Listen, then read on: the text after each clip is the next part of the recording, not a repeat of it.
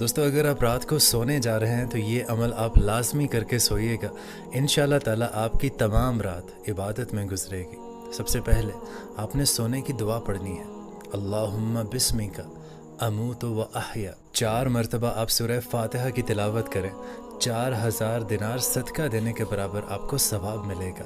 3 مرتبہ سورہ اخلاص کی تلاوت کریں، اس سے آپ کو 1 مرتبہ قرآن مجید پڑھنے کا ثواب ملے گا۔ 3 مرتبہ درود ابراہیمی پڑھ کر سوئیں، اس سے جنت کی قیمت ادا ہو جاتی ہے۔ اور 4 مرتبہ تیسرا کلمہ پڑھنے سے آپ کو 1 حج کا ثواب ملے گا۔ اور اگر آپ 21 مرتبہ بسم اللہ الرحمن الرحیم پڑھتے ہیں تو رات کو اچانک موت سے آپ محفوظ رہیں گے۔ اور آخر میں دوستو 3 مرتبہ آیت الکرسی پڑھیے، اس سے آپ کے گھر اور آپ کے محلے کی حفاظت رہے گی۔